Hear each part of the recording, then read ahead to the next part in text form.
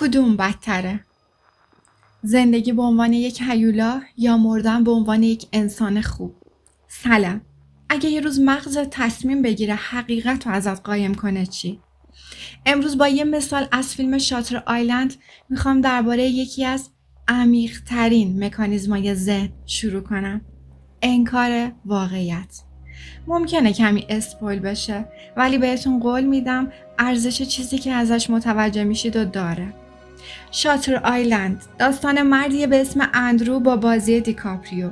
همسر اندرو بعد از یه حادثه دچار افسردگی میشه و یه روز وقتی اندرو به خونه برمیگرده میفهمه همسرش 3 فرزندشون رو غرق کرده. در حالی که اندرو شاهد این فاجعه هست با اسلحه به زندگی همسرش پایان میده.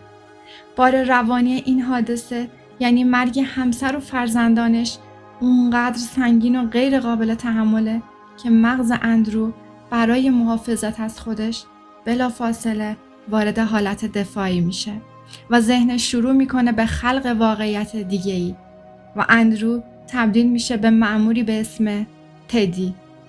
در طول فیلم پرستارا و پزشکا سعی میکنن وارد داستان ذهنش بشن تا بتونن اندرو رو با واقعیت روبرو کنن یا در غیر این صورت با تزریق دارو و شوک درمانی هویت اصلیشو برای همیشه ازش بگیرن. کل بیمارستان میشه 2 دنیای متفاوت. دنیای دروغی که بهش آرامش میده و دنیای واقعی که قرار زجرش بده. و بالاخره وقتی اندرو واقعیت تلخی که ازش فرار میکرده رو میفهمه، این سوال عمیق و معروف رو میپرسه: کدام بدتر است؟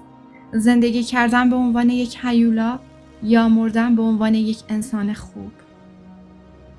قبل اینکه بریم ادامه، انتخاب شما کدومه؟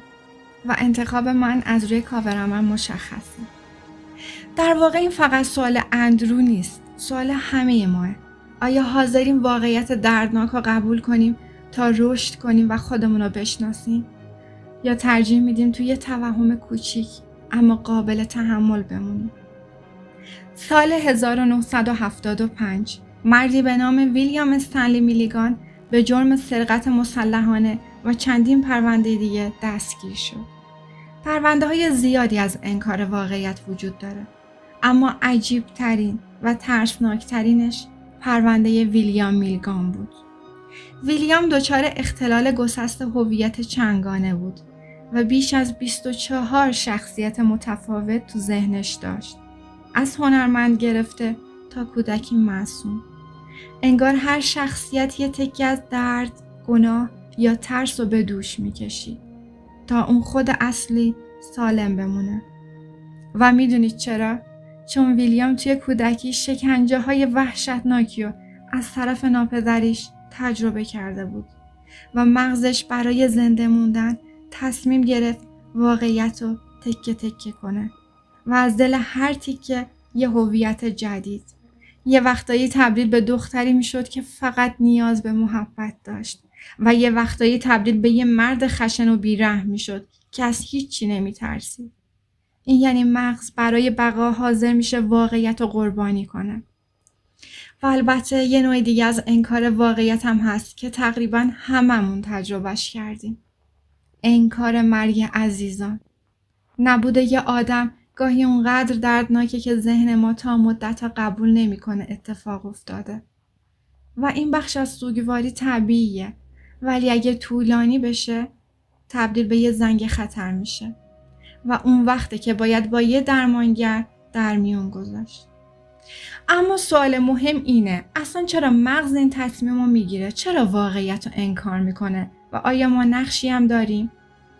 انکار واقعیت یا دنایل یکی از مکانیزم‌های دفاعی مغزه که اولین بار توسط فروید بررسی شد.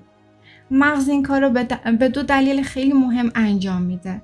اول، برای حفظ سلامت روان، یعنی به خودش زمان میخره تا بتونه اون اتفاق رو پردازش و هضم کنه. و دومین دلیل، برای حفظ عزت نفس و هویت، یعنی با انکار واقعیت از احساس شرمندگی یا شکست محافظت میکنه. در حقیقت انکار یه واکنش طبیعی مغزه. اما اگه طولانی بشه آدم از زندگی واقعی جدا میکنه. تصمیمای غلط، روابط ناسالم، اضطراب، افسردگی همش میتونن نتیجه موندن توی انکار باشه. و ما فقط یه کار مهم است که باید انجام بدیم. آگاه باشیم از احساسمون. در مواقع نیاز کمک بخوایم از یه متخصص یا روان درمانگر و تصمیم بگیریم که میخوایم توی انکار بمونیم یا با واقعیت تلخ روبرو بشیم و رشد کنیم. خب حالا دیگه میدونید اگه یه روز خودتون یا اطرافیانتون واقعیت رو انکار کردن دلیلش چیه. پس بهش کمک کنید چون اون توی یه جنگ ناتموم با ذهنش گیر کرده. دوستان به پایان این قسمت رسیدیم. اینجا کانال سیلور لایفه. حمایت شما برام ارزشمنده. شب و روز خوش تا بعد.